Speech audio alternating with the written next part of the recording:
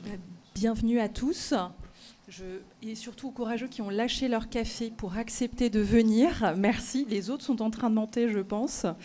Merci d'être là au campus Condorcet. Moi, je suis Mélissa Hadou, la responsable de la mission métropolitaine de prévention des conduites à risque côté parisien. Bienvenue. Thibaut Villette, le directeur de la mission pour la Seine-Saint-Denis. Voilà, donc on a une première partie autour de mots d'ouverture et je vais tout de suite commencer par accueillir notre hôte, François Tavernier, qui est directeur général du campus Condorcet. C'est avec grand plaisir qu'on est venu dans ce lieu, bon, qui est Seine-Saint-Denis, qui est pas loin de Paris, donc c'est tout un symbole aussi pour la mission. Et puis c'est un symbole aussi d'études et de recherche. Et la mission, c'est vrai qu'on a vocation à être attentif à ce champ-là. Voilà, on a des partenariats dans le milieu des études et des chercheurs et on finance aussi parfois certaines études et recherches qui nous sont très utiles après pour passer à des actions de formation, voire à la création d'outils de prévention. Voilà, je vous propose tout de suite de venir nous rejoindre et je vous laisse la parole. Merci encore. Merci à vous. Bonjour à toutes et à tous. Donc François Tavernier, directeur général de ce campus. Comme c'est un nouveau campus, je vais me permettre de le présenter. Déjà, vous remercier d'être là aujourd'hui. Remercier la mission et Madame la maire adjointe de Paris d'avoir choisi ce lieu pour organiser ces rencontres. J'ai envie de dire qu'il n'y avait peut-être pas de meilleur lieu pour une mission métropolitaine que de venir sur un campus qui est lui-même métropolitain, puisque le campus Condorcet, c'est ce site d'Aubervilliers sur lequel vous êtes aujourd'hui. Et en 2025, un site qui est d'ailleurs coporté dans sa conception et dans son utilisation avec la mairie de Paris, puisqu'il accueillera un bureau de la vie étudiante de la mairie de Paris, en plus de 3500 étudiants de l'université Paris 1 Panthéon-Sorbonne. Le campus d'Aubervilliers, qui existe déjà, lui, bel et bien, est déjà depuis 4 à 5 ans maintenant. C'est 13 bâtiments, une très grande bibliothèque en sciences humaines et sociales, une très grande bibliothèque de recherche Humatech. C'est, alors je ne veux pas me tromper sur les chiffres, 12 000 résidents, dont d'ores et déjà 3 000 chercheurs, 5 000 doctorants et 4 000 masterants. Quand nous avons consulté le programme et quand nous avons pu échanger pour la préparation de votre venue, j'ai vu qu'il y avait effectivement sur cette mission des enjeux de résonance très fortes. Avoir autant de jeunes accueillis au quotidien en 2024, c'est se poser la question des conduites à risque et de leur accompagnement. En 2025 encore, nous devrions ouvrir un centre de santé qui bénéficiera aussi d'ailleurs aux étudiants, qui est pensé aussi aux dimensions du site de la Chapelle. On est en pleine réflexion aujourd'hui avec les médecines préventives de nos universités, mais aussi l'ARS, le département, l'ensemble des collectivités territoriales qui nous accompagnent depuis le début. L'autre dimension de cet accueil et de cette préoccupation au quotidien, je le disais ce matin, c'est la première revendication des étudiants du campus, que l'on prenne en charge leur santé, leur bien-être. Les premières initiatives que l'on a prises pour les accompagner, c'était des consultations autour de ces questions. Deuxième force du campus, ou deuxième élément de préoccupation, c'est évidemment sa force de recherche. C'est un campus qui a été pensé pour accueillir les chercheurs en sciences humaines et sociales qui jusqu'à présent étaient éparpillés dans des locaux pas toujours conviviaux au sein de Paris et de la proche banlieue. Et donc on a créé des espaces qui leur permettent aujourd'hui d'avoir des conditions de travail plus positives. Et les questions que vous portez aujourd'hui, c'est aussi des thèmes de recherche en sciences humaines et sociales, puisque j'en prends pour preuve que le premier festival de société que le président Zalio, que je dois excuser ce matin, a organisé en 2024, portait sur prendre soin. Les recherches en sciences humaines et sociales sur ce campus prennent en compte aussi tous ces enjeux. Je conclurai en disant que voilà, c'est un nouveau campus, pas toujours très connu, mais il est porteur de potentialités. Vous l'avez dit, on est tout à fait à l'écoute de l'ensemble d'entre vous pour porter des partenariats, faire du lien avec nos étudiants, mais aussi avec nos 11 établissements membres. Je vous souhaite de continuer ces journées donc, dans un cadre que j'espère convivial et qu'elles soient riches et porteuses. Merci à vous. Et oui, Oui, en effet, vous avez un festival, il me semble qu'il a vocation à se répéter et que nous ne pouvons que recommander, parce qu'il était particulièrement intéressant. Et je laisse tout de suite la parole à Anne-Claire Boux. Alors aujourd'hui, c'est Paris qui vous accueille. Demain, c'est la Seine-Saint-Denis. Vous savez que c'est ce qui est formidable dans la mission, c'est qu'on est sur ces deux départements. Donc Anne-Claire Boux, qui est notre élue à la santé, responsable donc des questions relatives à la santé publique, aux relations avec la PHP, à la santé environnementale, à la réduction des risques et à la lutte contre les pollutions. Merci beaucoup, Mélissa. Bonjour à toutes et tous.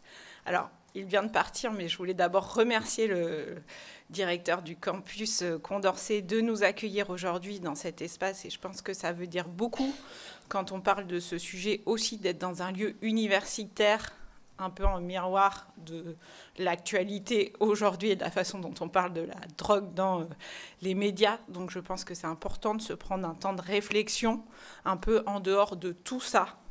Tout ce qu'on voit en ce moment et toutes les informations qui sont certaines justes, certaines non, voilà, tout ce qu'on en fait, tout ce qu'on les mythes, les stigmatisations. Donc voilà, je suis très contente qu'on puisse prendre ce temps.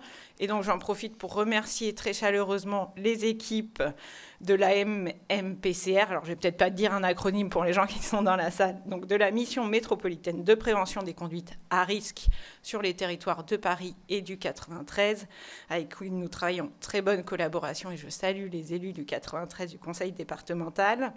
Remercier, saluer la présence aussi de Philippe Pujol, avec qui on a déjà commencé à avoir une discussion très riche avant le début de cette séance. Et vraiment, je trouve que c'est important aussi de prendre ce temps pour avoir des regards différents, des regards qui viennent du terrain. Et je remercie aussi tous les journalistes, vous comme d'autres, qui ne s'arrêtent pas un peu aux actus, parfois aux citations des politiques un peu choc, voilà, mais qui vont creuser les sujets aussi et du côté des consommateurs pour redonner une humanité, parce que nous, on le voit à Paris avec les usagers de crack, derrière ce que certains dans les médias qui ont tendance à déshumaniser ces personnes, à les stigmatiser, ben derrière, il y a des parcours de vie, il y a des humains.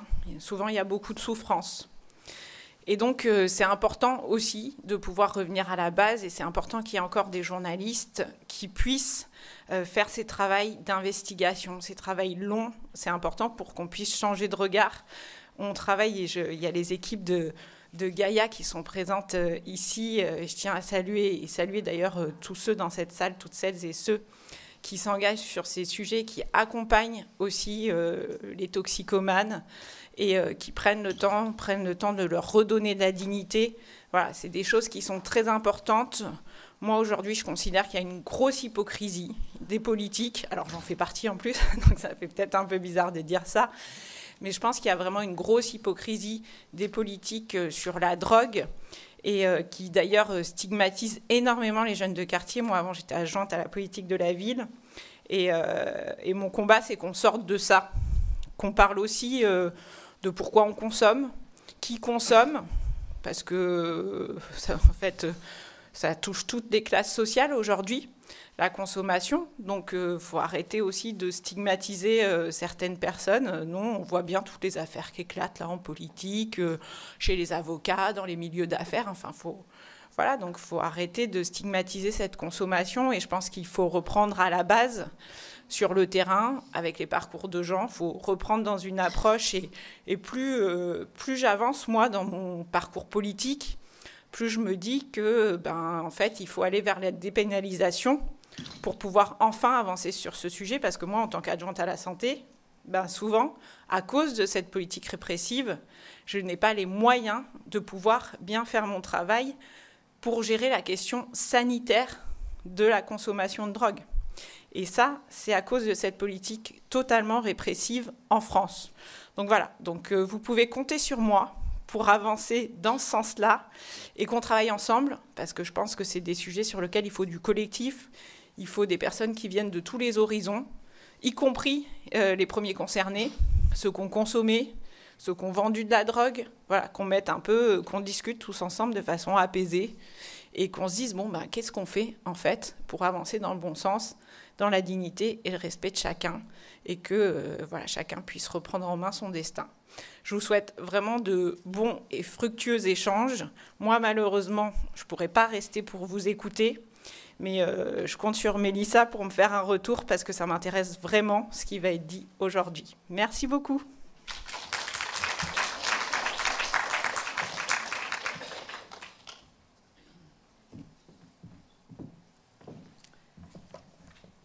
Merci Anne-Claire. Alors on va essayer de ne pas être trop long pour laisser du temps à Philippe Pujol parce que je pense que ce sera plus intéressant ce qu'il aura à dire.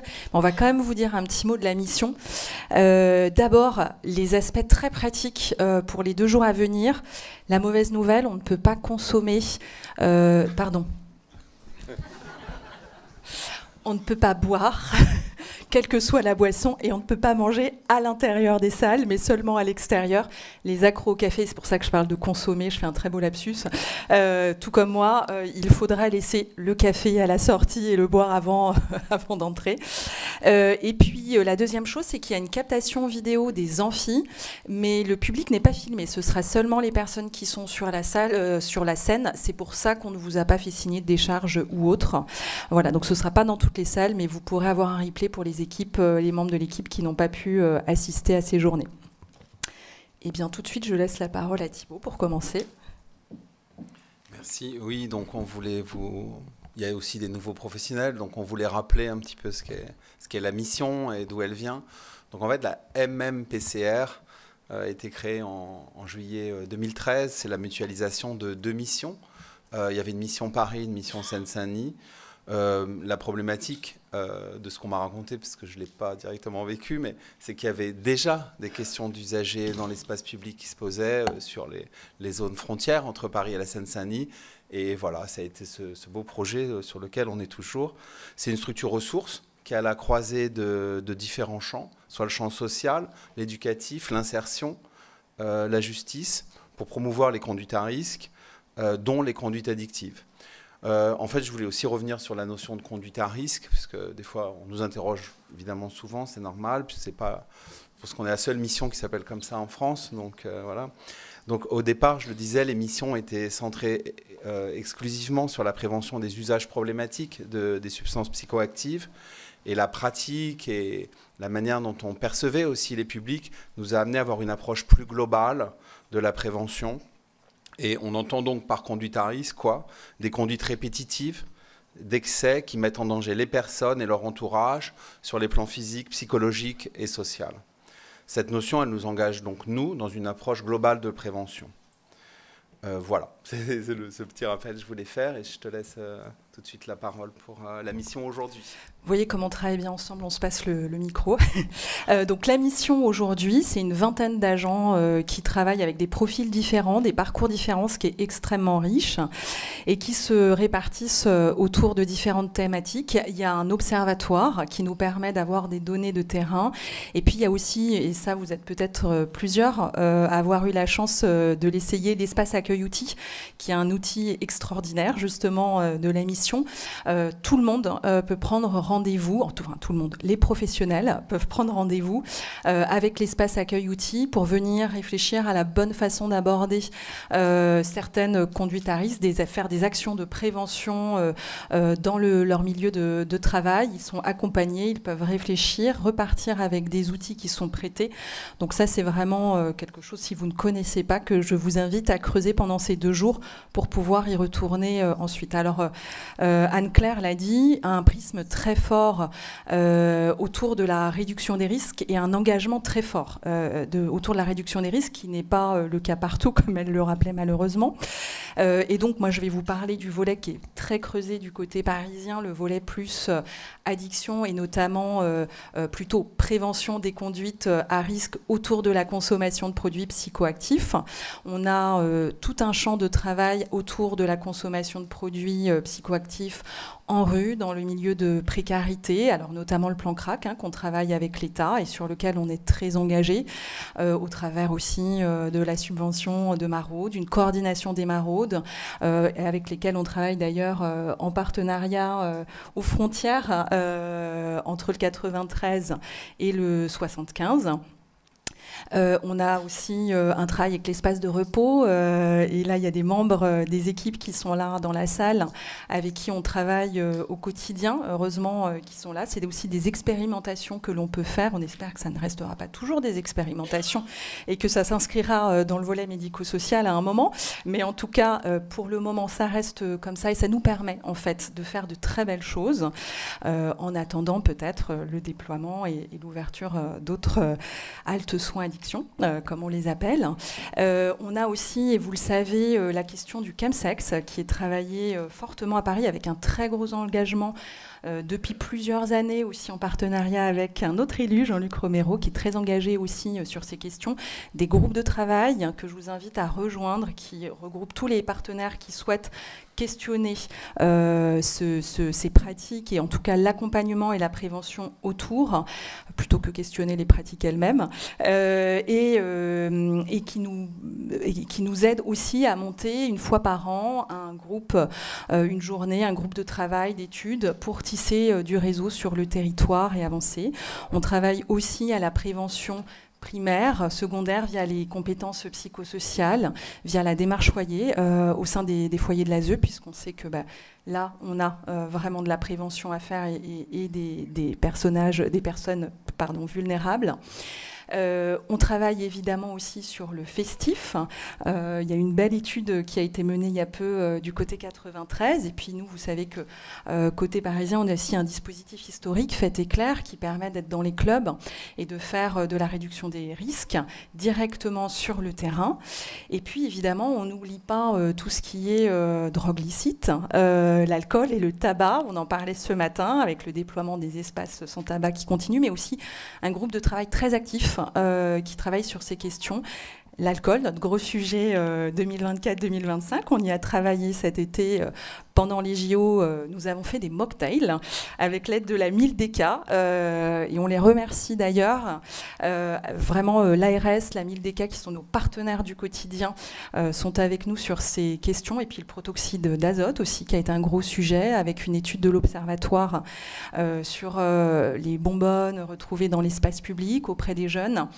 Une demi-journée qui a été faite et que vous pouvez retrouver en replay sur ces questions. Je vous en parle parce que je sais que ça monte beaucoup, qu'on nous en parle beaucoup et que ça préoccupe beaucoup dans les quartiers. Donc on continue à travailler dessus.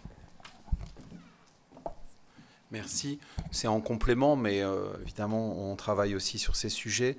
On a des sujets un petit peu plus larges sur les conduites à risque que je voulais nommer. Mais en fait, au niveau des publics, peut-être vraiment de repréciser, ils sont souvent, on va jamais nommer des thématiques, mais eux sont souvent dans des croisements ou des cumuls de ces dépendances et de ces problématiques de conduite à risque. D'ailleurs, on en parlait tout à l'heure avec Philippe Pujol et vous y reviendrez sur, par exemple, prostitution des mineurs et engagement des jeunes dans les trafics.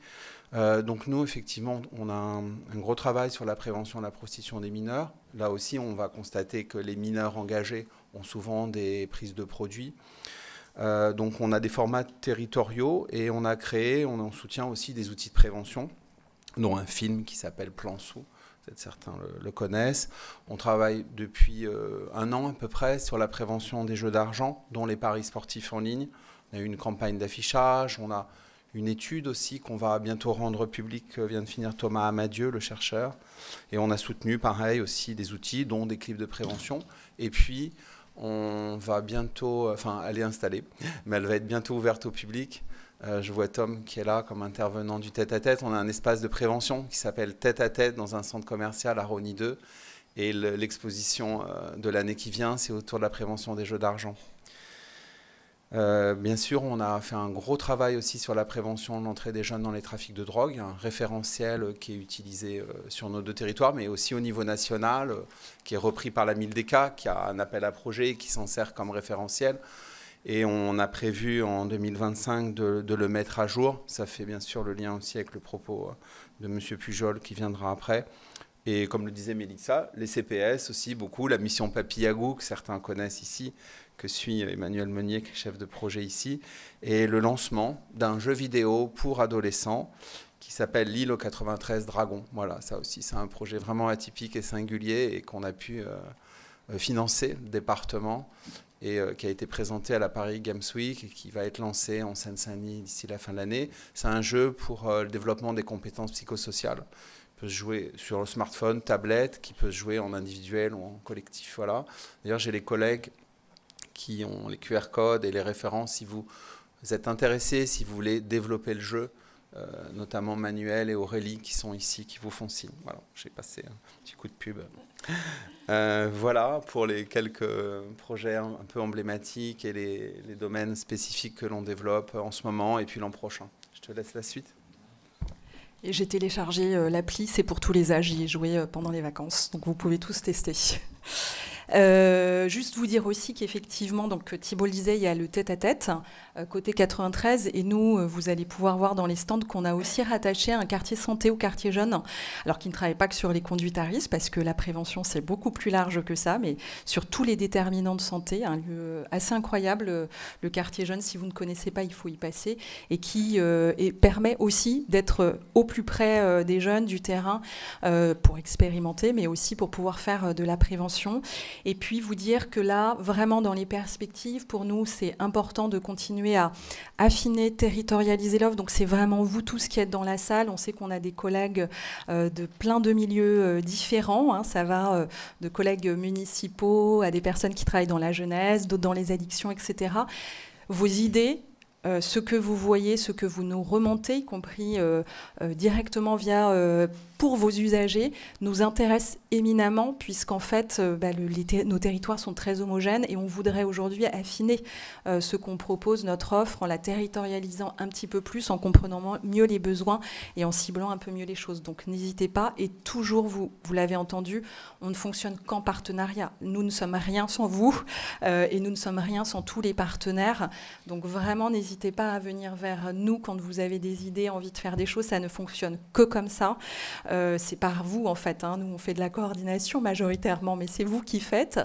Et là, on vous fait aussi un petit coup de pub, d'ailleurs, pour un partenariat avec les collègues de Drogue et Société. Et ça, c'est chouette parce que c'est un autre département. C'est le 94. Donc, comme tels les pieuvres, nous nous étendons au fur et à mesure dans nos, dans nos partenariats. Mais regardez sur notre site, ils font un cycle qu'on fait avec eux en partenariat de webconf autour de jeunes et vulnérabilité, là, pendant toute l'année. Donc, il y aura une date prochainement et c'est très chouette à suivre aussi en replay. Et il me semble qu'on va laisser la parole enfin à Philippe Pujol. Non, j'ai un petit mot. Encore. Pardon, tu as raison. Pardon, on présente les rencontres avant, excusez-nous. Oui, c'est ça. Bon, voilà, je vais vous présenter un peu les rencontres de cette année. Donc, en fait, on s'est interrogé sur quelle thématique on allait aborder. C'était juste un petit rappel. Les rencontres précédentes, il y avait eu des rencontres sur les chemins de la prévention. Après sur le faire ensemble, je pense que c'était en 2017, et puis la dernière fois ça a été la prévention à l'ère du 2.0, et donc il y a eu les années Covid où on n'a pas pu, etc. Donc voilà, on a repris, et plutôt que de choisir un thème, on s'est dit c'est à la fois de rappeler ce que sont les conduites à risque et un peu où en est-on et quelles sont les grandes problématiques qu'on voulait aborder avec des professionnels qui peut-être pas mal d'entre vous n'ont pas assisté aux précédentes rencontres, donc de reprendre ce sujet et qui est spécifique à la mission et de voir comment on allait aborder. Donc très vite, on a 3 axes qui ont émergé, que vous avez déjà, j'imagine, compulsé, constaté dans le programme, parce que vous êtes inscrits à des partages d'expériences et à des ateliers. Donc il y a eu d'abord la question du corps qui est venue fortement, le corps comme déclencheur au réceptacle des conduites à risque, dans la recherche de sensations de plaisir, mais aussi d'évitement de la douleur. Le corps, il peut être un espace de liberté, mais il subit aussi beaucoup d'injonctions dans notre société à se conformer à des normes sociales, en particulier, on sait, pour les jeunes, hein, notamment sur la pression des réseaux sociaux. Bon, il y a une journée aujourd'hui sur le harcèlement scolaire, on sait que c'est des choses qui sont très fortes. Et voilà, c'était un thème qui nous paraissait fondamental, et d'ailleurs, ces thèmes qu'on aborde aujourd'hui, on va aussi les poursuivre et les affiner. Le corps, il se situe dans des espaces qui sont des espaces privés ou des espaces publics. On va interroger comment ces espaces où se jouent les conduites à risque, ils évoluent. Comment on doit investir ces espaces en termes de prévention. Alors même sur les espaces publics, il y a plein de complexités d'intervention, et les espaces privés, c'est des champs nouveaux. Hein, je pense à la question du chemsex, où c'est une question qui se pose fortement, mais aussi les espaces numériques.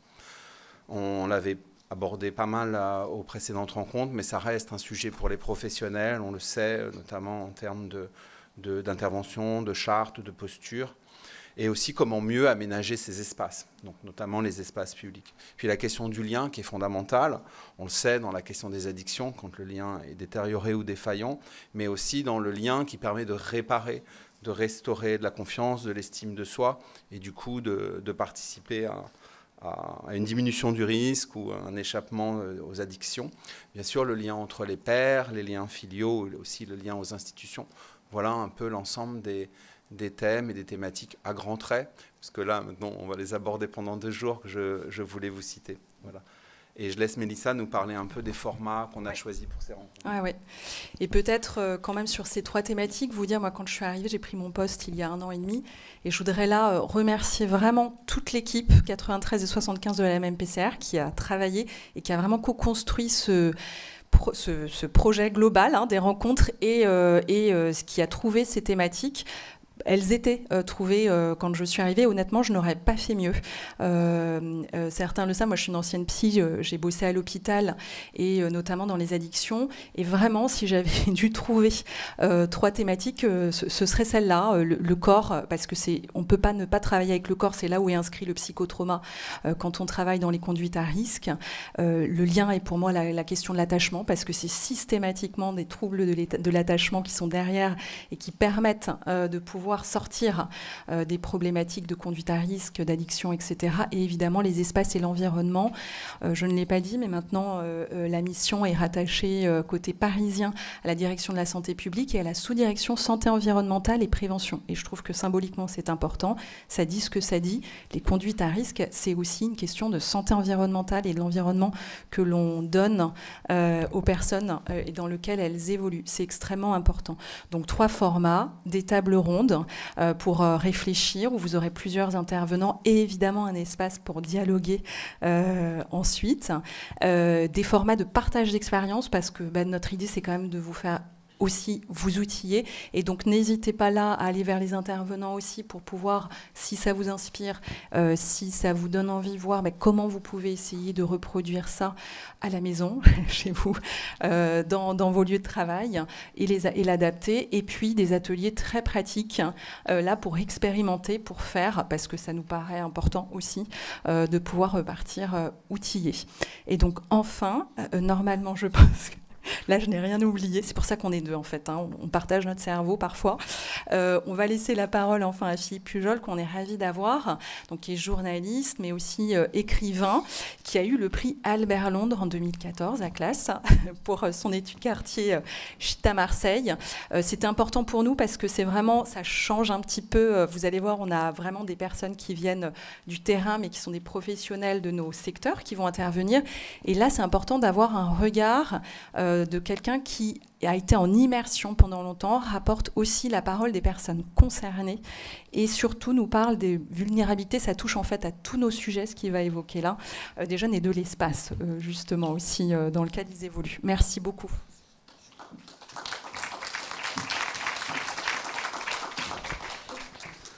Bonjour, merci pour l'invitation. Alors, je vais quand même me présenter. Donc, je suis Philippe Pujol, je suis marseillais, j'ai l'accent corso marseillais, vous verrez. Donc, ça veut dire que je connais bien le banditisme, le petit et le gros banditisme. Et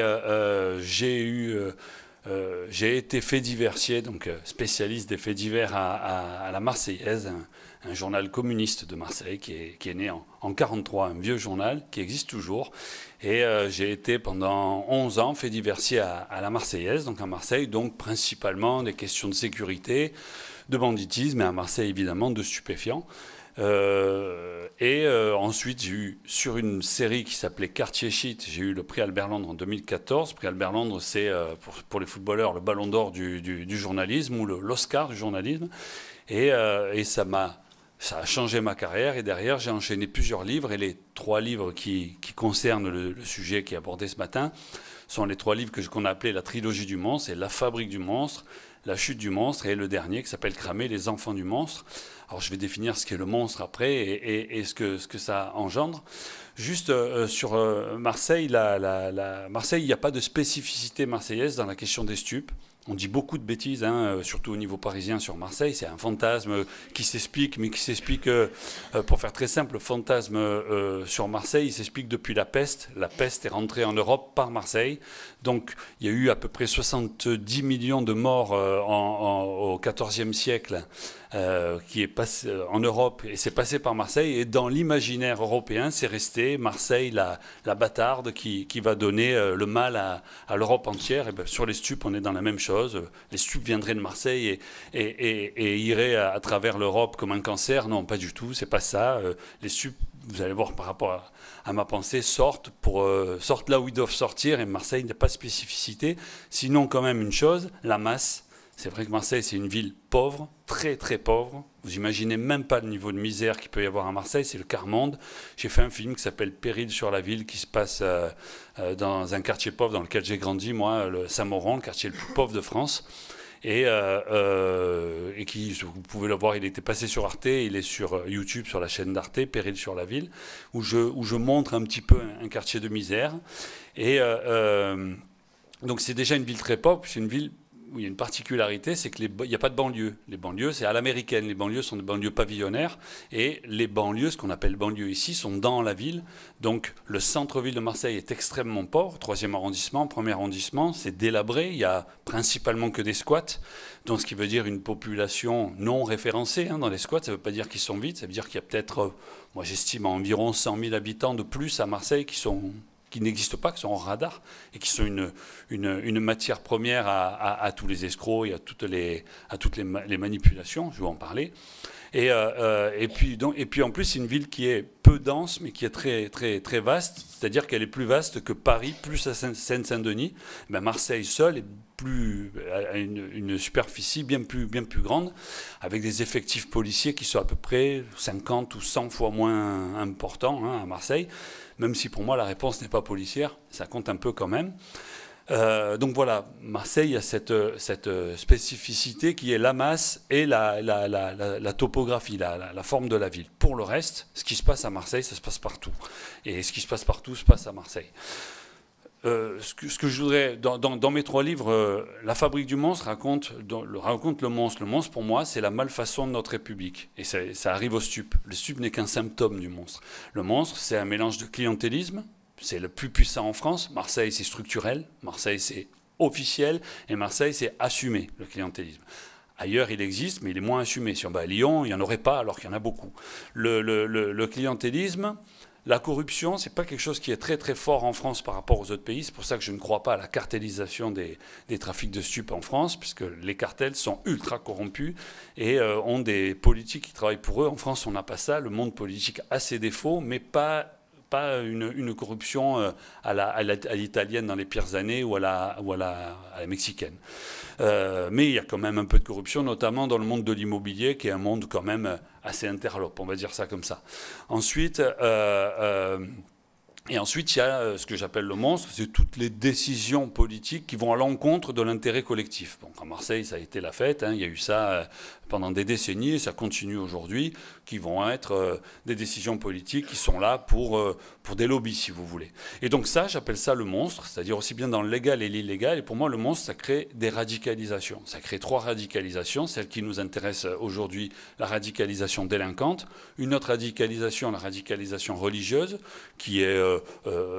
aujourd'hui, on parle principalement d'islam, mais les 2 autres religions savent aussi faire la radicalisation religieuse. Et la 3e radicalisation, c'est radicalisation politique, l'extrême droite, et uniquement l'extrême droite. À Marseille, on est touché par cette radicalisation, comme un peu partout. Pour moi, il y a un seul point de départ, c'est ce monstre. Il y a une seule raison qui mène vers ces 3 radicalisations.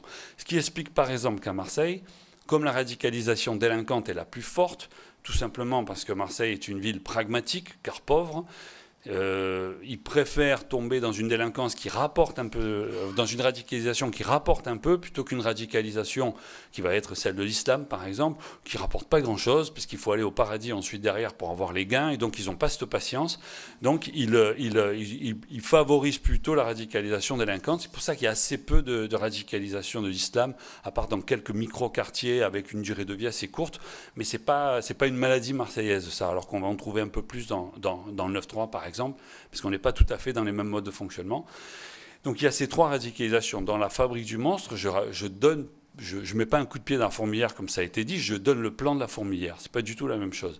Dans la chute du monstre, je raconte comment les conséquences à Marseille de ce monstre ont abouti à un phénomène qui est en ce moment et que je vais lier à la drogue, en bout de chaîne, qui est l'effondrement des immeubles à rue d'Aubagne, des immeubles qui sont effondrés avec des gens dedans. Et c'est ni plus ni moins qu'une conséquence du monstre, de choix politiques foireux, même plus que foireux, qui était orienté vers le gain pour un petit nombre de personnes, une bourgeoisie marseillaise et niçoise qui venait un petit peu se gaver sur les quartiers populaires. Donc il y avait un intérêt à avoir des quartiers pauvres. Ce qu'il faut comprendre, c'est que les quartiers pauvres ont un intérêt pour une autre partie de la population. Et dans Cramer les enfants du monstre, qui correspond à notre sujet d'aujourd'hui, c'est justement ce monstre-là. Qu'est-ce qu'il provoque? Eh bien, il provoque la montée des trafics de stupes. Et les trafics de stupes, comme je vous l'expliquais, a besoin de main-d'œuvre. Et ces main-d'œuvre, c'est les jeunes qui, pour les cas les plus difficiles, sont surnommés à Marseille, sont appelés les cramés. On les appelle aussi les gremlins ou les microbes. Mais les cramés, c'est le côté destin brûlé vif. C'est les esclaves ou les bourreaux des stupes. Ce qu'il faut comprendre, c'est que on calque aujourd'hui, quand on parle des trafics de stupes, souvent, les gens pensent connaître les trafics de stupes parce qu'ils connaissent le trafic de stupes de leur quartier, ou parce qu'ils y ont trempé un petit peu une période de leur vie, ou parce qu'ils ont des copains qui sont dans les stupes. Et ça donne l'impression de connaître les trafics. En fait, non, on connaît un segment du trafic. Et ce segment, il est pris dans quelque chose de tellement plus vaste qu'en fait, des gens qui connaissent réellement les trafics de stupes sont très peu nombreux.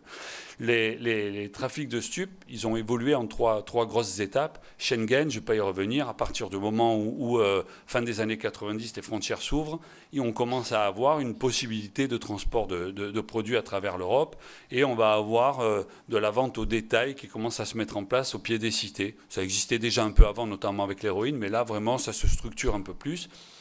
Et on va avoir sur Schengen une structure pyramidale. Et cette structure pyramidale a disparu, et pourtant on continue à penser les trafics de stupes en pensant structure pyramidale. C'est-à-dire, structure pyramidale, je parle de Marseille que je connais bien, mais je sais qu'ici il y a la même chose, c'est-à-dire jusqu'à la fin des années 2000, non, jusqu'aux années 2010, c'était comme ça.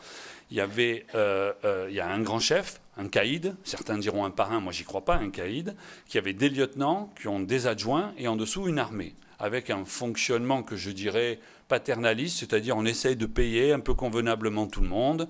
On est plutôt violents les uns envers les autres pour avoir une régulation, pour que la concurrence ne se mette pas tout de suite en place en interne. Mais on a en tout cas des décisions qui sont prises sur l'ensemble de la chaîne par une tête pensante. Aujourd'hui, on continue à penser comme ça, mais ça n'existe plus. Ça s'est arrêté à Marseille en 2006. Il y avait le caïd marseillais qui était un caïd national, qui était bien au-delà de Marseille, qui s'appelait Farid Berama, qui a été tué en 2006 sur une affaire de machine à sous avec des Corses, pas de lien avec les stupes parce qu'ils sont multicartes. Mais quand Farid Berama meurt, il y a ces 13 lieutenants, comme j'ai vu, il y a ces 13 lieutenants qui s'entretuent entre 2006 et 2010. Donc si on regarde les règlements de compte à cette époque, on a principalement ce que les flics appellent des beaux mecs, c'est-à-dire des gens qui sont du grand banditisme, des gens qui ont une trentaine, 30, 50 ans et qui sont dans le grand banditisme. Donc ces années-là, les règlements de compte ne sont pas les jeunes. Le premier gamin qui va se faire tuer, il s'appelle Jean-Michel Gomez, c'est en 2009 à Marseille, à Cité du Clos-la-Rose. C'est quand il y a le changement justement de modèle. Alors ça ne s'est pas changé du jour au lendemain, ça a mis 5-6 ans, mais on est passé, pour des raisons pédagogiques, je passe directement au modèle final, mais ça s'est fait de manière... Ça a glissé, ça s'est fait lentement. Maintenant, on a un modèle ubérisé. C'est-à-dire qu'on a... Alors, c'est pas pareil pour le shit et pour la cocaïne, mais grosso modo, on a les producteurs, donc cocaïne au Mexique, shit au Maroc, les producteurs qui ont leurs propres bandits, leurs propres cartels. Pour le coup, là, on peut y être. On a du cartel avec des capacités de corruption fortes, de la violence sur place, quelque chose de fort. Ces cartels-là vont avoir des transitaires. Les transitaires sont les bandits issus de la French Connection pour les Français. C'est-à-dire, c'est nos bandits d'antan et leurs héritiers. Ça peut être des jeunes, des Corses notamment qui sont situés au Gabon, qui ont travaillé pour le RPR pendant des années dans la Corse-Afrique. Mais on a aussi des bandits qui ont travaillé avec les socialistes qui sont dans d'autres lieux. On a un banditisme qui a un lien avec la France-Afrique de l'époque. Ça, c'est le côté français. Il faut savoir que les Anglais ont les mêmes, les Hollandais ont les mêmes, les Belges, enfin bref, chaque pays a ses transitaires. Eux, le rôle, c'est qu'ils sont en contact avec les cartels. Un cartel ne parlera jamais à un bandit de cité. Il n'a aucune confiance. Un cartel ne passera jamais directement avec un bandit de cité. Il passera par les casinos qui sont au Gabon, il passera les casinos, pas le magasin, hein, les casinos de jeux qui sont au Gabon. Il faut savoir qu'au Gabon, il y a des casinos très très importants, très huppés. Donc c'est des lieux de rencontre de ces transitaires, donc du grand banditisme national, issus d'un banditisme, enfin des héritiers d'un banditisme qui existe depuis longtemps, qui eux vont transporter des tonnes et des tonnes via des ports, principalement par du fret. Je parle de l'exemple marseillais, mais au Havre, vous avez la même chose, ou alors dans les conteneurs qui peuvent arriver dans le fret à Roissy, ça existe aussi, mais c'est plutôt les ports qui sont concernés. Marseille, il y a 300 conteneurs de charbon de bois qui arrivent par jour à Port-Saint-Louis-du-Rhône, donc le port de Marseille qui est à côté. Le banditisme fait passer sa drogue dans les conteneurs charbon de bois parce que la densité de la drogue est de la même que la densité du charbon de bois, donc un scanner des douanes ne peut pas repérer le produit. Il y a 5 douaniers à Marseille qui s'occupent de ça. 5 douaniers à Marseille qui s'occupent de ça. Il y a 300 conteneurs jour de charbon de bois, il y a un scanner. Donc on a compris qu'en fait il n'y a pas de tentative de contrôle aux frontières. Il n'y en a pas du tout. Donc cette quantité de drogue arrive. Et là, elle est vendue à des semi-grossistes, et c'est là que je parle des dealers, et c'est là que souvent on en fait des chefs, mais ce n'est pas des chefs, c'est des autonomes à un moment donné. Donc vous avez entendu, je vais y venir, des aides-mafia, tous ces groupes actuels qui existent vraiment, ils appellent d'ailleurs, ils ne veulent pas que je parle d'eux. Donc ces groupes-là sont du grand banditisme avec une forte capacité à la violence, et eux, ils ne vont pas vendre au détail, ils vont vendre à des cités. Et ils vont vendre, par exemple, s'ils reçoivent une tonne, ils vont diviser ça en 3 parties, ils vont vendre à 3 cités. À Marseille, ça va donner 3 grosses cités, la Castellane, Herbel et par exemple Frévalon. Ils vont vendre ces 3 grosses quantités et eux-mêmes, donc eux c'est pour moi les semi-grossistes, qui vont vendre à des détaillants. Et ces détaillants-là, ensuite, vont même avoir des rapports commerciaux avec des plus petites cités. C'est le même produit, si vous voulez. Et à chaque fois, le produit est coupé, c'est-à-dire pour faire simple, on le mixe, on en fait de la poudre, on met du Na dedans. Le Na, c'est le produit le moins toxique qu'ils peuvent mettre. Et on le coupe parce que le produit sera moins fort en THC, ou alors pour la cocaïne, il y a la même chose, hein, on le coupe aussi. Et ensuite, on le revend, on fait une plus-value là-dessus parce qu'il est plus lourd. Il faut savoir qu'il y a des produits de coupe qui vont jusqu'à l'huile de vidange de voiture en bout de chaîne, parce que pour que le shit ait un aspect gras, ils mettent de l'huile de vidange pour donner cet aspect gras, mais bon, on fume de l'huile de vidange. Donc ça, c'est vraiment les réseaux de stupes les plus petits et les plus cramés de tous, les plus atteints, c'est-à-dire les plus nombreux et de loin. Donc on a donc grossistes, transitaires, semi-grossistes et détaillants. Et les détaillants eux-mêmes, après, ils sont avec des auto-entrepreneurs là-dedans. Ça veut dire quoi? Ça veut dire qu'en fait, certes, ça génère beaucoup d'argent, mais ça génère beaucoup d'argent pour ceux d'en haut. Je dirais que l'argent remonte grosso modo jusqu'aux semi-grossistes. Mais en dessous, par contre, il n'y a pas beaucoup de sous, parce qu'il faut sans arrêt se refaire, il faut sans arrêt payer ceux du dessus. La question policière fait qu'aujourd'hui, on ne remonte plus de filière, puisqu'il n'y a pas de filière. Donc on n'atteint pas de tête, puisqu'il n'y a pas de tête. Donc en fait, le travail policier a évolué aussi, a changé. Ils ont plus de possibilités de remonter une filière comme ça. Ça nous arrive sur le terrain. Le terrain, c'est notre sujet aujourd'hui. La vente au détail et les gamins qui vont tomber dans les stupes. Aujourd'hui, les gamins qui tombent dans les stupes sont les gamins vulnérables. Cette notion est primordiale pour moi, la vulnérabilité, est la notion qui fait qu'on tombe dans un réseau, qu'on n'y tombe pas. Et après, il faut définir vulnérabilité, c'est vaste. Le but d'un trafiquant, d'un semi-grossiste, c'est de ne surtout pas créer de concurrence, de faire le max d'argent. Ça reste quand même un monde ultra-capitaliste. Le but du jeu, c'est quand même de faire du fric pour soi-même. On prend des risques importants, puisque généralement, où on se fait tuer, il n'y en a pas tant que ça, heureusement, parce qu'il y a moins de morts que... Où on va en prison, ou alors on se fait un petit peu d'argent et on arrête. Il y en a quand même pas mal qui font ça aussi, mais ceux-là, on en parle moins, parce que justement, ils sortent tout seuls, et ils se font leurs sous, ils achètent une entreprise légale et ils se mettent dans le légal. Il y en a quand même. Et...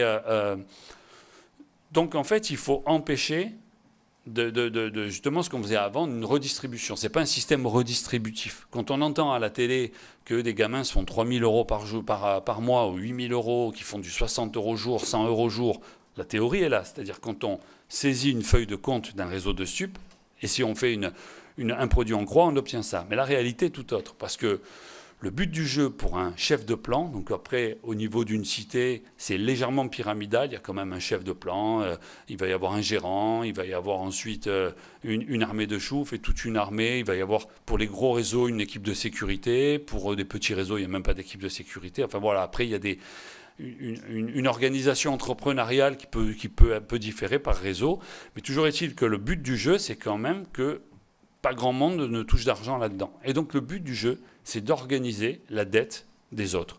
Et pour ça, il y a des manières très simples. La police rentre tous les jours dans toutes les cités de France, sans arrêt. Quand on entend les cités sont fermées, la police ne rentre pas, c'est totalement faux. Elle passe son temps à rentrer. Et donc dès qu'une cité rentre, nous à Marseille, il crie aha, aha, ça veut dire attention, il y a les flics. Et quand ça crie aha, le chef de plan se planque. Et après, il trouve un prétexte. Il va vous dire, j'ai failli me faire choper, je ne vous paye pas aujourd'hui.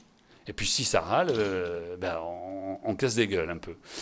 Si en plus il y a une saisie, parce que tous les jours il y a des saisies, tous les jours quelqu'un est interpellé, et donc tous les jours il y a une sacoche avec 1 000 € dedans. Et ce sont les jeunes du réseau qui vont rembourser les 1 000 €. Et donc ça veut dire gilet gratuit. Ensuite, on va être gilet gratuit aussi quand il y a une saisie, environ, c'est pas 500 € de shit, il faut rembourser. Quand un minot va en prison, il y avait une tradition ancienne qui s'est perdue, qui était on crée quand un gamin est en prison, pour ses premiers mois, pour qu'il cantine, c'est-à-dire pour qu'il achète, pour qu'il ait une vie un peu meilleure en prison, les réseaux de stupes paternalistes, ceux des années avant 2010, faisaient des sortes de cagnottes et envoyaient de l'argent aux minots en prison, aux gamins en prison. Là, aujourd'hui, on te dit qu'on fait des cagnottes, mais les cagnottes qui se font sous la forme de la dette, c'est-à-dire vous travaillez gratuit et on enverra aux collègues en prison, et en fait, ça ne se fait jamais.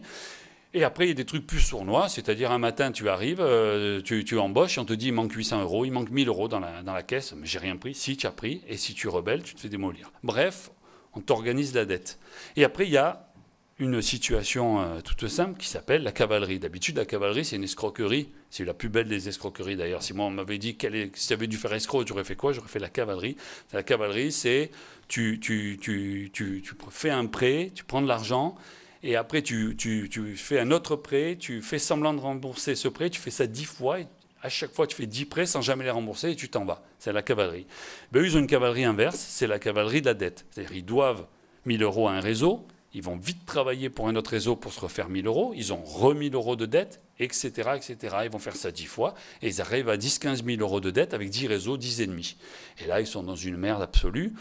Ça génère 2 comportements. La plupart du temps, une apathie totale, une détresse absolue, une fuite permanente des éducateurs, des parents, de tout ce qui peut être... tout ce qui pourrait venir en aide, c'est-à-dire parce qu'eux, ils considèrent que venir en aide, c'est leur enlever la possibilité de rembourser leurs dettes. Donc il ne faut surtout pas qu'on t'aide, il faut pouvoir continuer à jobber, à travailler. Et après, il y a ceux qui vont devenir violents, qui sont très peu nombreux, mais on en parle, et ceux qui vont devenir violents, ils disent perdu pour perdu, moi je vais buter. Donc perdu pour perdu, je vais voler du shit, je vais voler du fric, je vais récupérer un terrain, donc une cité où ça se vend bien. Et donc ceux-là, qui sont heureusement peu nombreux, vont basculer dans une grande violence. Le point de départ est toujours le même, on va chercher la vulnérabilité. Comment on rentre dans les stupes? Les vulnérables, la vulnérabilité, c'est une faiblesse qui s'exploite. Ça veut dire tout simplement dire qu'une faiblesse dans un quartier, je ne vais même pas choisir un quartier riche, c'est un quartier classe moyenne, classique, normal. On a une faiblesse, on a un gamin par exemple qui a une appétence à la violence, qui aime bien torturer, emmerder les chats, je ne dis pas que c'est bien, mais ça arrive très souvent quand même, qui a une appétence à la violence, un ado qui fait ça. Tu es dans un quartier de classe moyenne, il ne se passera pas grand-chose, tu vas juste devenir un petit con plus tard, ça ne va pas être plus que ça. Tu fais ça dans un quartier, que je dirais, avec une toxicité autour de toi, ta violence va être exploitée, on va la valoriser. C'est-à-dire qu'on va dire, là on en tient un qui aime mettre des coups, on va le cultiver, on va lui montrer des vidéos qui vont plus loin. C'est un peu le système des sectes, de l'endoctrinement. On va te montrer des vidéos, on va te filer de la coke, on va te récompenser à chaque fois que tu casses la gueule à quelqu'un. Alors au début, tu casses la gueule, puis après tu casses un bras, puis après tu scarifies, puis ça monte toujours plus. Évidemment, il y en a, ils ont des seuils. Il y en a, ils n'arrivent pas à passer plus haut au niveau violence, ils vont au max de ce qu'ils peuvent faire. Et ça sélectionne en bout de chaîne le pire du pire. On a eu des exemples à Marseille, notamment un Parisien qui s'appelait Maréco, qui est venu faire une carrière à Marseille, comme quoi il n'y a pas que les Marseillais qui s'exportent, qui a pris la cité de la Bustrine et qui a torturé à peu près tout ce qui a bougé. Il a fait venir ses collègues parisiens, ils ont coupé des doigts, arraché des yeux, enfin, ils sont allés très loin. Il a pris 25 ans de prison pour acte de barbarie. Et on a eu le gamin qui s'appelait Matteo, qui a tué un minima de 8 personnes. Et lui, pareil, fascination de la violence, qui a été exploité. Il a notamment été monté en formation, lui aussi, en région parisienne. Il a fait la sécurité, donc c'est le poste le plus dangereux d'un réseau de stupes parisien. Une fois qu'il était bien formé, il est redescendu à Marseille, il est devenu tueur là-bas. Pour moi, il était dans un suicide social, puisqu'il faisait tout à visage découvert, il faisait des vidéos pour dire c'est moi, c'est moi. Il voulait qu'on le bute ou qu'on l'attrape. C'est une forme de suicide quelque part. Mais lui, pareil, c'est un minot de qui on a travaillé une vulnérabilité, c'est-à-dire une appétence à la violence. Mais après, il y a des vulnérabilités toutes bêtes, qui ont des réponses toutes bêtes. Il y a comment on fait tomber les gamins dans les stupes. Il y a quelque chose qui s'appelle faire le sandwich ou faire la canette. C'est-à-dire, le gamin, il rentre du collège, un petit sixième. Hein. Sixième, on est trop petit pour faire des stupes. C'est-à-dire qu'on te dit rajeunissement des jeunes dans les réseaux, c'est une connerie. Les jeunes les jeunes qui sont dans la délinquance le sont toujours à peu près vers l'âge de la 4e, vers 14 ans. Avant, tu n'es pas assez compétent. Avant, tu n'as pas la patience, tu n'écoutes pas enfin, je sais pas, pour ceux qui ont des gamins, qui ont eu des gamins de 10, 11, 12 ans, moi, les miens, ils risquaient pas d'être dans les stupes, ils n'étaient pas assez dégourdis, alors qu'aujourd'hui, ils sont plus grands, ils pourraient. Mais à l'époque, donc quand tu as 12 ans, 13 ans, à part quelques cas rarissimes, les gamins sont malléables, on peut les exploiter, mais ils ne sont pas compétents. Donc eux, le but du jeu, c'est de les attirer, de les faire un peu rêver, ce que j'appelle le Kalachnikov Dream, qui est le lifestyle, drogue, stup. C'est quelque chose, le milieu de la mode, le milieu du rap. Le milieu du rap est particulièrement pernicieux dans ce monde-là.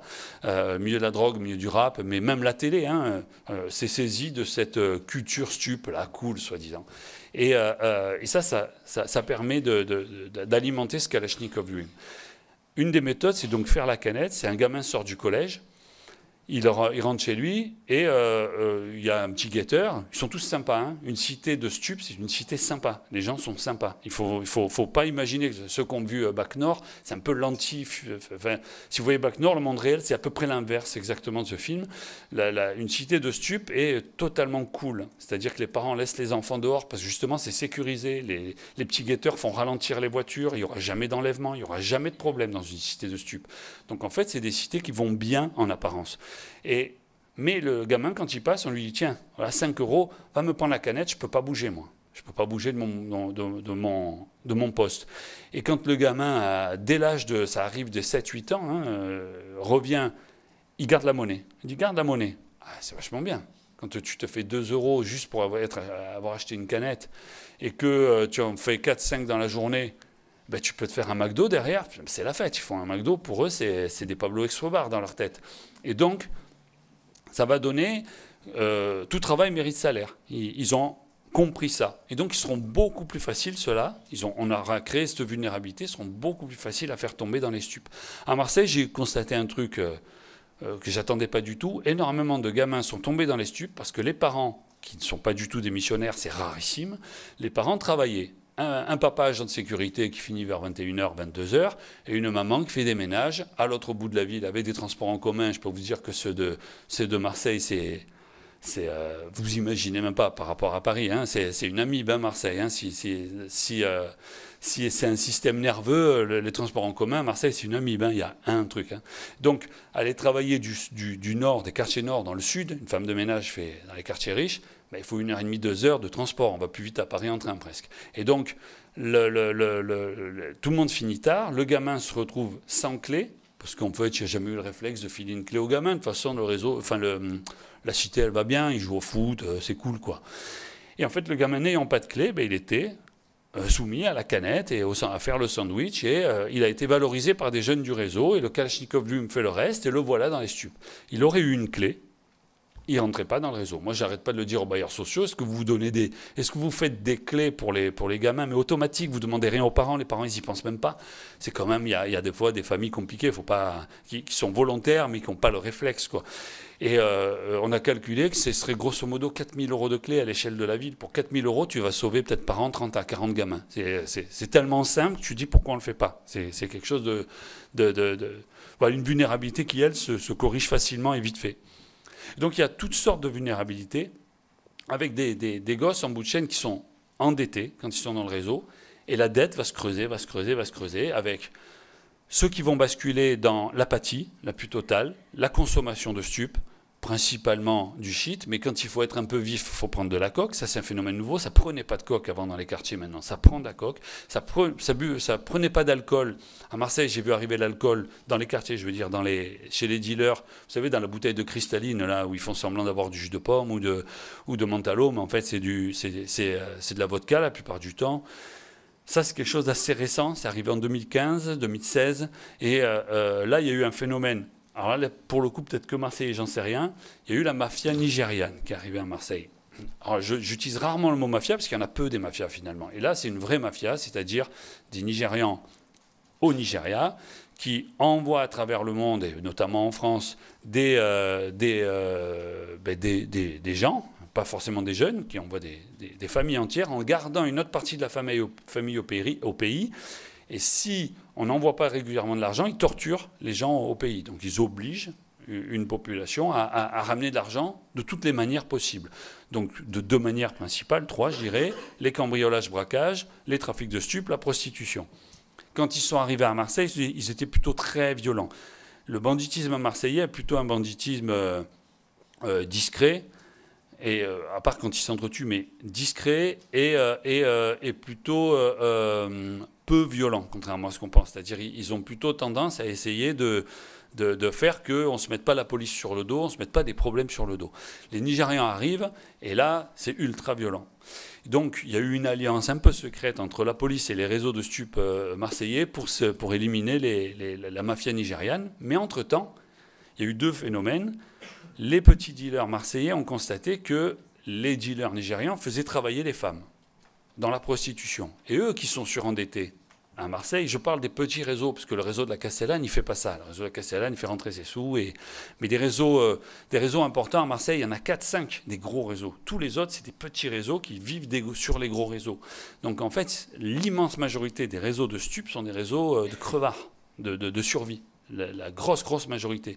Ce qui veut dire que quand il est super endetté, l'une des solutions, c'est de faire travailler la copine. Et là, ils deviennent ce qu'on appelle les lover boys. Le lover boy, c'est un gamin, souvent un mineur, hein, qui fait travailler sa petite copine, au début en lui disant si tu le fais pas, je me fais buter, c'est de ta faute.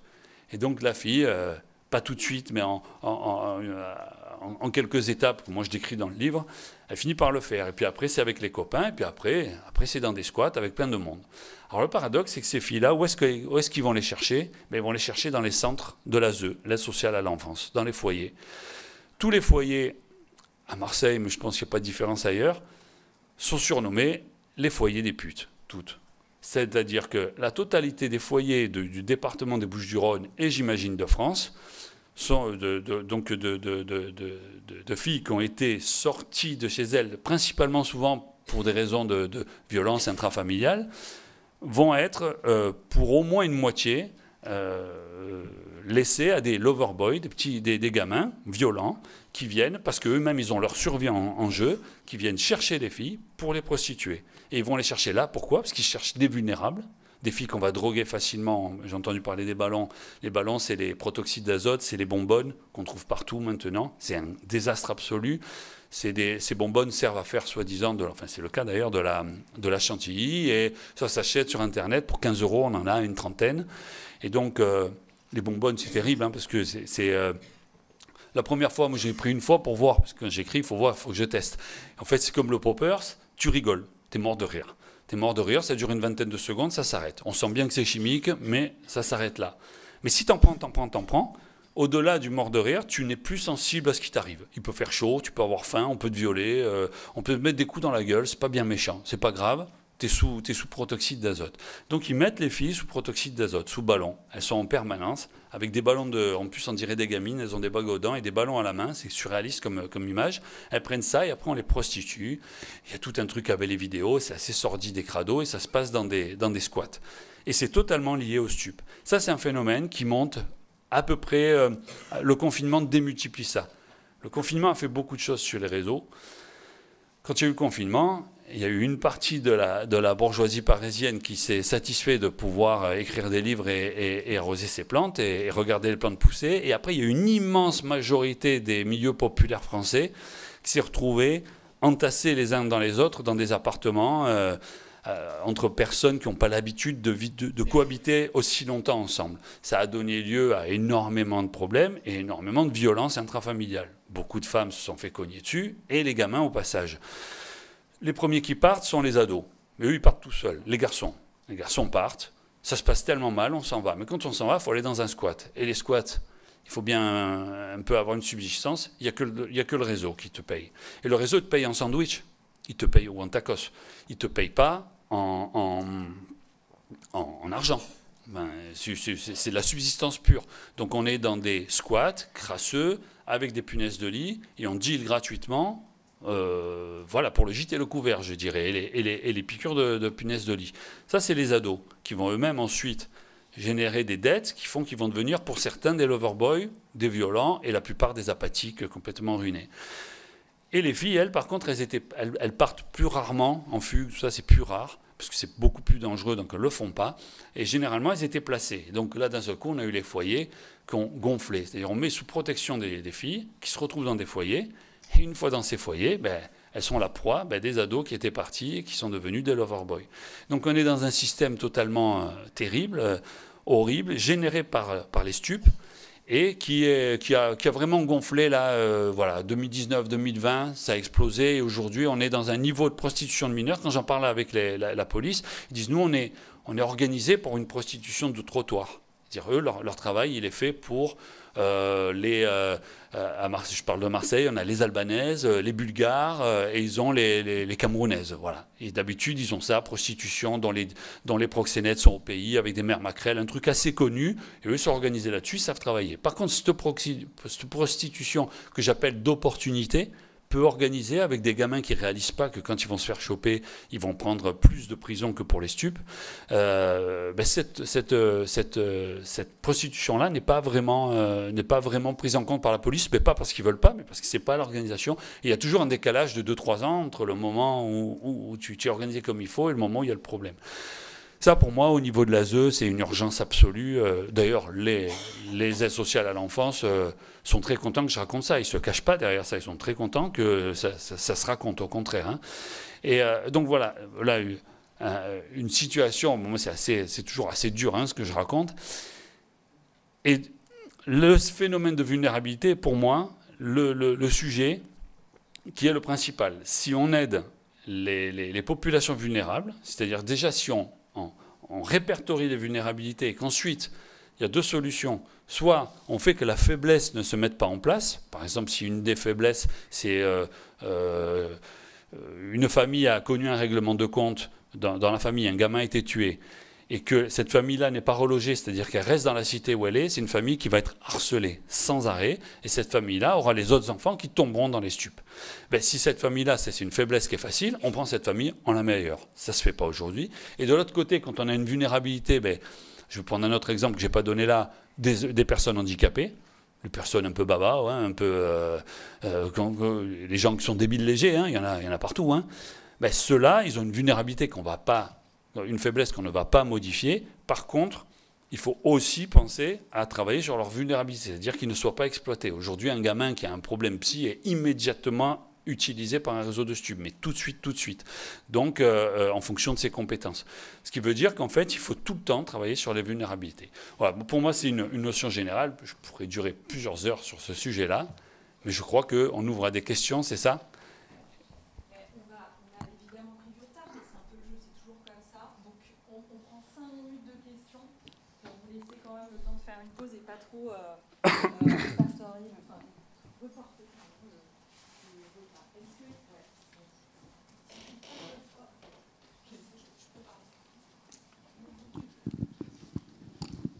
Bonjour et merci. Moi, je suis sociologue et je me demandais, du coup, vous, en tant que journaliste d'investigation, comment ça se passe le travail de terrain et comment ça se passe quand vous travaillez avec des gens dont la sécurité tient au secret. Voilà. Et vous, votre sécurité, du coup? Alors moi, j'ai eu beaucoup de problèmes. Alors moi, j'ai grandi dans les quartiers populaires. C'est-à-dire, on dit souvent que je travaille sur les stupes depuis 20 ans. Non, j'ai bientôt 50 ans. Ça fait 40 ans que je travaille sur les stupes. Puisque ça fait... j'ai grandi dans ces quartiers-là. J'ai de nombreux copains qui ont basculé du mauvais côté, d'autres qui ont basculé contre ceux qui luttent. Enfin, assez classique finalement pour les gens de ces quartiers. Donc c'est un sujet que je connais depuis longtemps. Quand j'étais étudiant, j'étais agent de sécurité pour gagner ma vie. Et c'est un milieu où il y a beaucoup de voyous. Et donc j'ai toujours fréquenté ce milieu-là. J'ai eu beaucoup de problèmes. J'ai été menacé plusieurs fois. J'ai eu des protections policières. Souvent, je les refuse parce que la protection policière met un regard plus fort sur toi au lieu de te protéger. Moi, je pense qu'elle te cible. Mais ce que je fais surtout, c'est que j'essaie d'être réglo tout le temps. Je travaille toujours en disant qui je suis. Je ne fais jamais je n'achète jamais de produits. Par exemple, moi, j'ai pu acheter de produits depuis que j'étais lycéen presque. Hein. Donc, au XXIe siècle, j'ai jamais rien acheté. J'ai jamais fait semblant même de le faire. Et donc je me dis qui je suis, d'autant plus maintenant que je suis un peu connu, ils peuvent me googliser aujourd'hui, donc j'y vais encore moins à visage masqué. Mais ce qu'il faut faire, c'est, bon déjà, j'ai une formation d'éthologie, moi, c'est particulier, mais étude des comportements des animaux ou des humains dans leur animalité. Donc j'ai une méthode qui est proche de ça, c'est-à-dire d'être au bon endroit au bon moment, et sur les sujets possibles. C'est-à-dire, je ne vais jamais interviewer un guetteur pendant qu'il guette. Je vais l'observer pendant qu'il guette, et ensuite, je vais lui payer un truc à bouffer en centre-ville, et on va discuter à ce moment-là. J'ai toute une série de méthodes qui sont trop longues à détailler là, qui prennent en compte tout ça. Je fais un truc tout bête qui est primordial, c'est toujours se mettre à la hauteur de celui que tu interviews, physiquement. C'est-à-dire, moi qui suis grand en taille, je me mets accroupi, je fais semblant de m'étirer les jambes, je me mets toujours à la hauteur et j'adopte toujours un niveau de langage sans me ridiculiser qui est équivalent.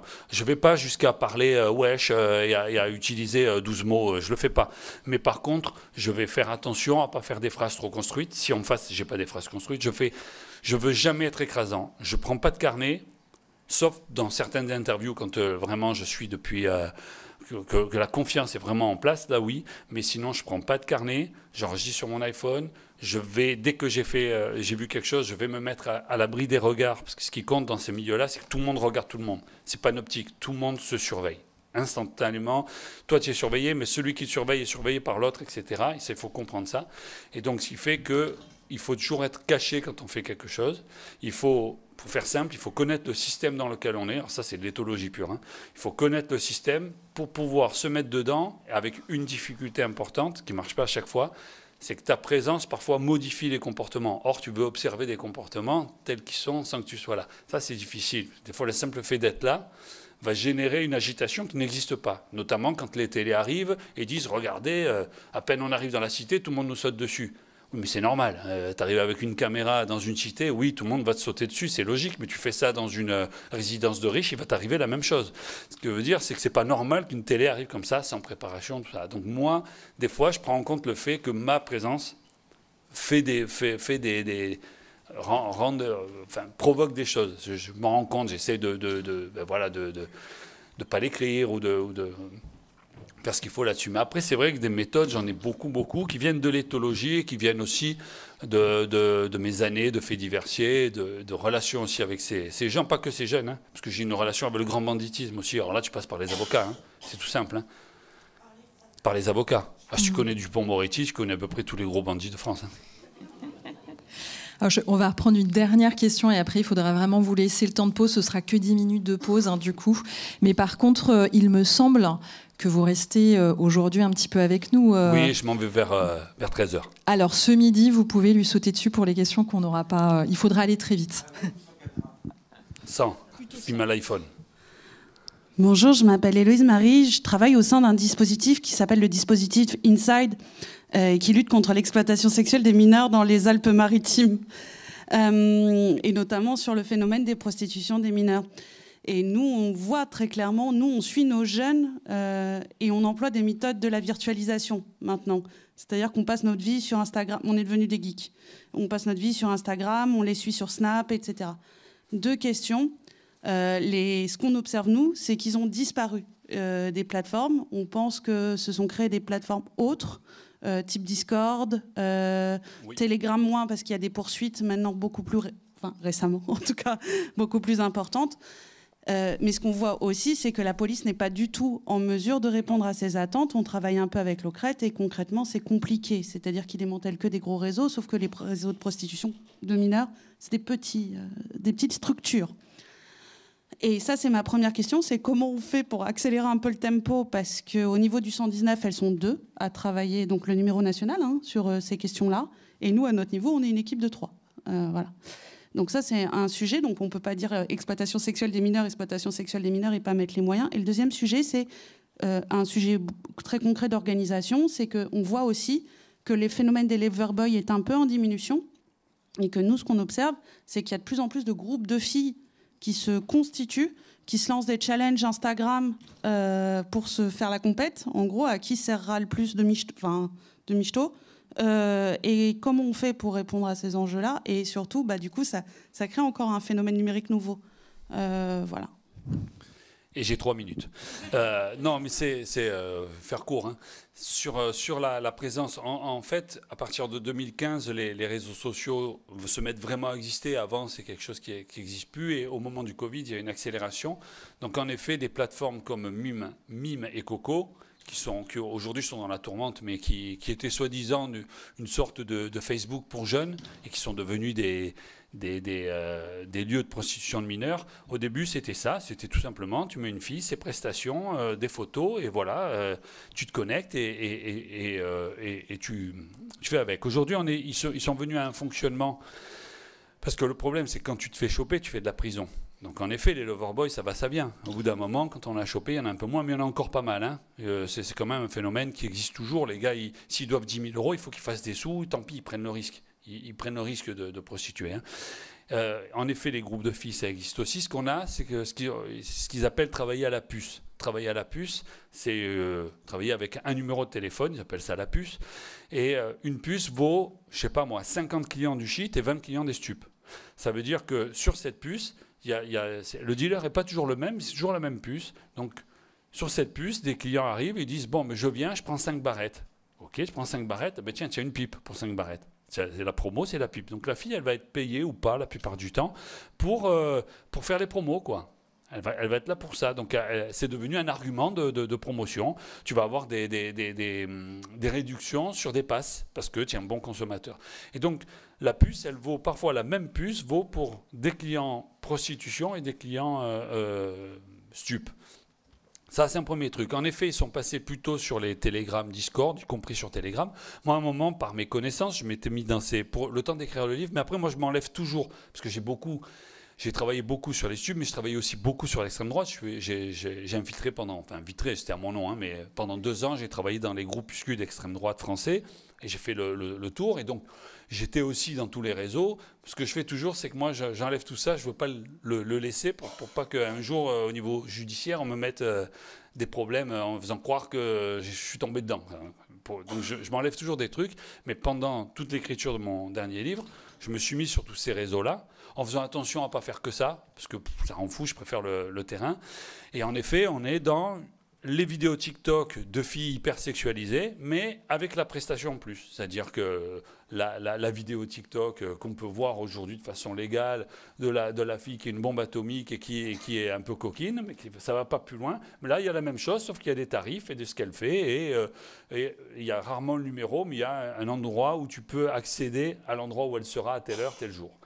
Et sur les groupes de filles, c'est un phénomène qui est assez connu, ça. C'est-à-dire que ensuite, les loverboys, au bout d'un moment, se font attraper ou tombent eux-mêmes de leur côté pour stup. Et la première fille qu'ils ont lancée fait un peu d'argent. Et elle amène avec elle des copines sur fond de « on s'amuse », mais en fait, elles sont souvent détruites. Hein. Elles sont détruites au protoxyde d'azote et puis 15-20 passes jour.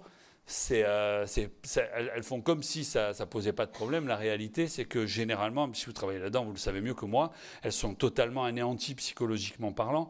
Et parce qu'elles sont anéanties, elles sont dans un phénomène où elles vont au bout de l'anéantissement. C'est-à-dire, quitte à mourir, autant y aller franchement. C'est-à-dire qu'on va jusqu'au bout et on va se prostituer jusqu'au bout et on amène tout le monde avec. Comment arrêter ça? Moi, j'en ai aucune idée. Les autorités ne prennent pas en compte ça. Il y a 3 gendarmes qui travaillent sur les stupes et la prostitution en ligne pour les Bouches-du-Rhône, c'est-à-dire rien. Parce qu'en plus, c'est facile en théorie, hein, mais il faudrait mettre des moyens. Bon, c'est toujours pareil, question des moyens. Donc les places net XXL, c'est-à-dire aller attraper des petits dealers endettés, enfin, c'est même pas des dealers, des petits guetteurs endettés, et faire passer ça pour des dealers en disant on a attrapé du monde, ça c'est totalement inutile. Si on prend ce pognon-là et qu'on le met sur le web, ça aurait peut-être une petite utilité. Par contre, en termes de gains politiques, c'est-à-dire statistiques, ben, c'est moins bien. Donc après, il faut voir, est-ce que tu veux des gains politiques ou est-ce que tu veux des gains réels? Il y avait une élue, elle n'est plus là, elle n'y est pour rien, mais c'est toujours le même truc, quoi. Hein, dire, il faut le temps de l'efficacité sociale et policière, dans les 2 cas c'est pareil, il est long, et le temps politique il est court. On est toujours soumis au même problème. Et je n'ai pas la réponse. Hein. Bah merci infiniment. Désolée, il faudra. Là, on a vraiment dépassé. Ça va pas être correct pour les suivants. 5 minutes, en fait, le temps de changer. Merci infiniment. On vous laisse du coup le temps de changer de salle et normalement vous allez voir aux pauses, c'est le moment d'aller sur les stands, du coup ça va être un peu restreint sur cette pause-ci, mais ils seront là sur l'heure du midi parce que du coup il y a pas mal de partenaires qui tiennent des stands, n'hésitez pas à y passer. Merci à tous.